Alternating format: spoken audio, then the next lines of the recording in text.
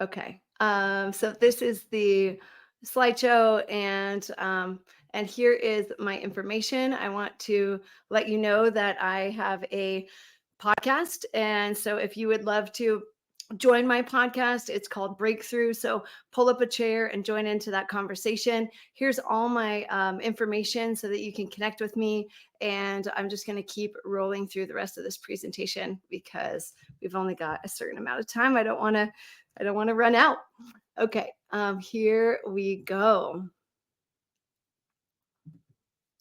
This presentation is aiming to let you know about the positive trajectory we are already on with diverse inclusion and feminine leadership. So when we start out talking about like feminine leadership, I always like to talk about like abundance, that we are allowed to have abundance, that wealth is a positive thing. When I was 12 years old, I had a peanut butter jar my mom cleaned out, and I was using that jar to put my chore money in. I was watching visually my accumulation of wealth happening. By the time I was 12 years old, I had a bank account started. I was also babysitting a lot. So I had 3 months worth of clientele that I was marketing out to. Word had spread about my babysitting, and I had a full-time business at age 12. By the time I was 16 and 18, I knew that wealth, currency could provide me independence. It was a positive thing.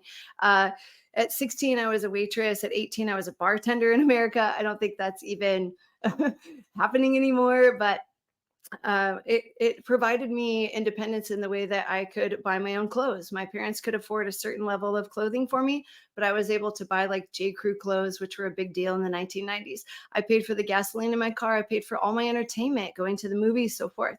So when I had conversations with my parents, it was more of a collective thought of, hey, I'm going to go to the movies with Lisa. I didn't have to ask my parents for anything. And that made me feel good. At age 19, I knew that wealth provided me support. I not only was paying for all my own entertainment and clothing and food when I was that age, but I also had $5,000 saved in my bank account. So when I went off to college, I knew that my accumulation of wealth was supporting me. So heart centered is our new currency, and that women deserve wealth and abundance. So we really want to strip those old world thoughts of, I don't need to charge my client that much money, or it's okay if I'm not rich. The more money you accumulate, the more abundance you have, the more you can serve others. And if you want to dig into that further, I've left some other women, I'm bridging some women to you on this screen right now. In 2007, I saw that my stocks were going down right before the 2008 crash. I pulled my money out. I paid my rent 6 months in advance, and I dropped some money down in my utility bill. And I just told them, call me when it runs out. I gave myself the freedom to think and dream. I was going for runs every day. I was writing poetry, and I was thinking of other women. If other women weren't working 3 or 4 jobs, single moms trying to make ends meet, always thinking about, can I make rent, what would the freedom provide for their minds to invent and create alongside us? So at that time, I wrote a poem and I gave it to every presidential candidate, about 15 that were running at the time.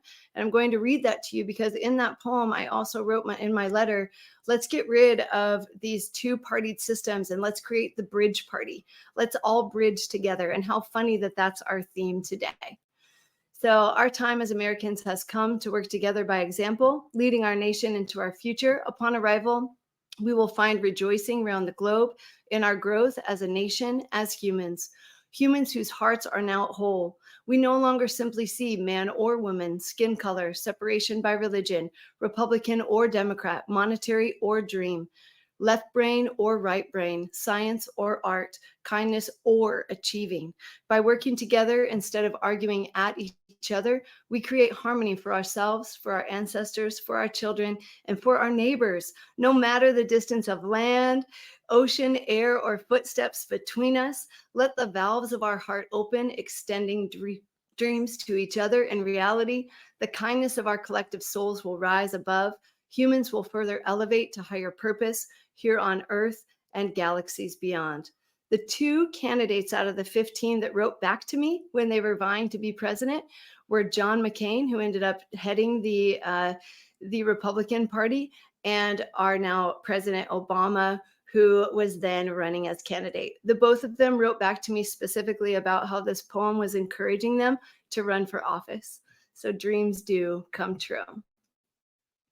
I'd love for you to flood the chat right now. What bridges do you already create?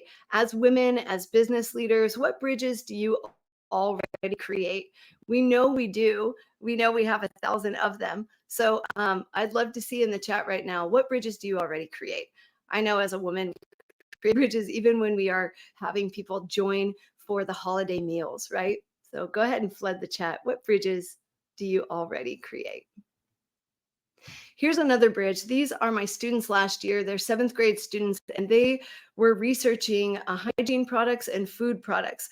They became activists. They bridged together the thought of we are the consumer, and we're going to tell the corporations exactly what we think about the ingredients in our food. Not only that, but as young activists, they taught the 6th graders, the younger generations below them, what ingredients were in their food and presented to them.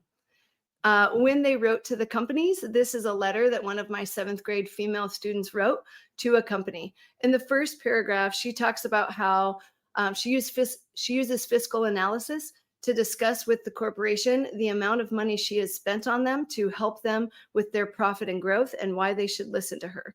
In her second paragraph, she dissected what the ingredients were that were poisoning her body, such as monosodium and silicon dioxide, and she spells it out for the company that these two ingredients cause nausea, migraines, skin flushing, hot flashes, and more.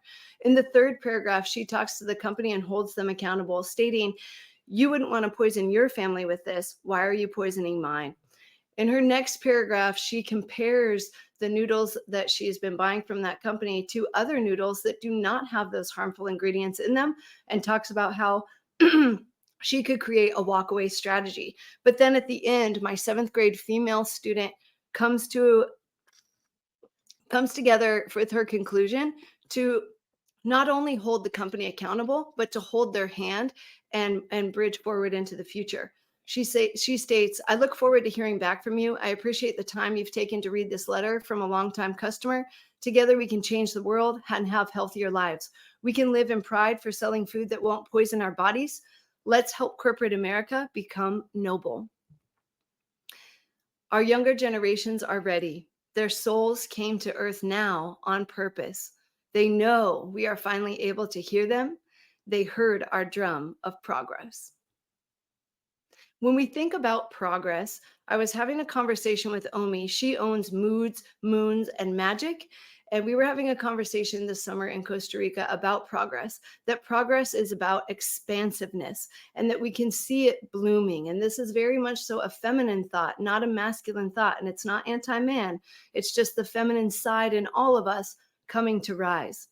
You can also look toward Gard Chance, who is an Chinese energy healer. She learned from her father, one generation plants trees so another can enjoy the shade. So all these women do that. When we're looking at women and their impact, we can look toward Quinnan Chasing Horse. She is a Lakota Indigenous American. She has been fighting for climate change her whole life. When she got onto these podiums and started speaking about the earth and how we need to take care of it, so many people took notice that she ended up being a fashion model as well. She's been walking in the Paris Fashion Week for several years now, and she's on covers of magazines like Elle. She has a new documentary coming out that she's collaborated on, and it's called Bad River. It's discussing why the oil pipelines are not needed, and they are very dangerous because they will poison our American water and also the waters of our world. When we know that our Indigenous women are being held up not only as beauty, but also through their thoughts, that we are lifting up their voices and we are listening to them, we know that we are living in a time of expansion. We know that progress is here. A woman did that. A woman did that. Next, we have Rihanna. She's looking bold, beautiful, and pregnant in lingerie on the cover of a Vogue magazine. Rihanna flipped the fashion industry on its head. If you watch the Victoria's Secret fashion show the other day, you would notice that there are 60-year-old models walking down that runway, and there's no way that would have happened without Rihanna's help. Rihanna, with her fashion line, created fashion movies. And in those fashion movies, she took a man with a soft, round belly, put him in lingerie, and made him sexy. She changed the course of what we deem as beautiful for the rest of our lives. She's letting everyone know that all women and men, all body shapes deserve love. All body shapes deserve to feel sexy. All body shapes deserve desire. All body shapes deserve to be seen. Who did that and changed the fashion industry? A woman did that. A woman did that. You can chant it with me if you want to. When we are looking at flipping industries on their head, we want to think about still valuing the workers. So the man who, or the human who invented the cassette tape, at one point in their lives, they had to say, you know what, I'm out. The CD has come along. And then the CD also had to bend its hat and say, now it's streaming. When we look at logging or any of these kind of industries that we're looking at to change, or like if we look at Detroit with what happened after the auto industry left, we want to make sure that we hold those workers in our hearts.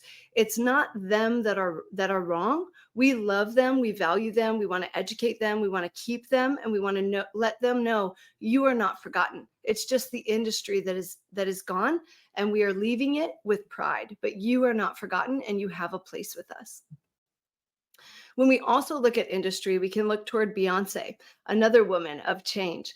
When she came out with her hair care line last year, she gave away $500,000 for her cosmetology school and scholarships for young people who wanted to go into cosmetology. When we look globally around the world, most of the world values vocational programs except for the United States.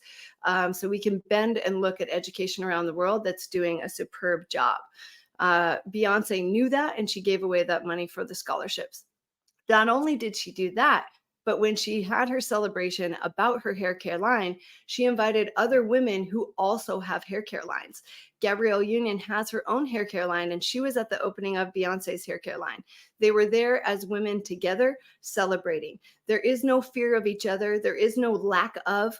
We can be together, pull up a chair together. There's always room. We are living in a time of yes, and we are living in a time of pull up a chair. We're living in a time of we'll make room. We don't have to fear anything. Who did all this change? Beyonce. A woman did that. A woman did that. When we're looking at our own companies, we need to be focused on the fact that, do our companies match our world?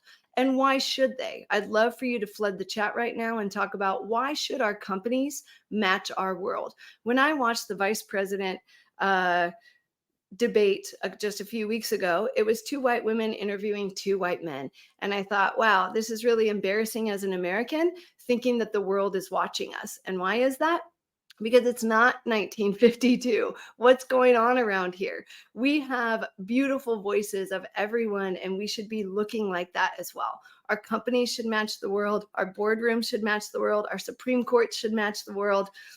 They should be looking like us. And how can that benefit us in our business when everyone is at the table? How can it benefit us when our neighbors come over and we all break bread together? How can it benefit our clients when we all have a voice? So go ahead and flood the chat if you can. We also want to think about, in our company's dream space, and why we need dream space, right? Remember, all the way to the back, through the front of my presentation, I was talking about how I retired for a year and it gave me an opportunity to dream. So when we have dream spaces at the boardroom, at the water cooler, with a new employee, how can we hold those voices, and why is it important to have a what if dream space? What if there were always 2 Indigenous seats on the Supreme Court? What if cars ran off heartbeats? What if ski gondolas transportation ran above roads? What if schools had male warrior time? What if elementary schools had video game creation instead of simply elementary consumers? So when we think about building what if spaces with our clients, with our employees, with our coworkers, with our husbands at the dinner table, we need to create some norms. So think of what we need, not know this and no judgment and know that, but what do we actually need to create these spaces so everyone feels comfortable to dream and have that what if moment? So if you could right now, please fill the chat with any what if statements that you could provide. So what do we need to create a what if space? And also, what if statements do you have? So go ahead and fill the chat with any of those. Dream with me right now for a minute. These what if statements could be in your personal life, or they could be in your professional life as well. And then I want to finish out with, after my presentation and all the presentations going on today, what bridge will you now create? Is this a bridge you're going to create this year? Is it a bridge you're going to create this month? Is it a bridge between you and your client? Is it a bridge between you and your employees? Is it a bridge between you and your family? Is it a bridge between you and your neighbor? So go ahead and flood the chat. What bridge will you be creating now that you've been inspired? We're looking at 15 minutes and 12 seconds, I think, for my time. So I just want to give a moment if anyone wants to ask me any questions or anything, you please do. I've left my information up here for you as well. Yeah, any questions? You could unmute yourself and talk to me.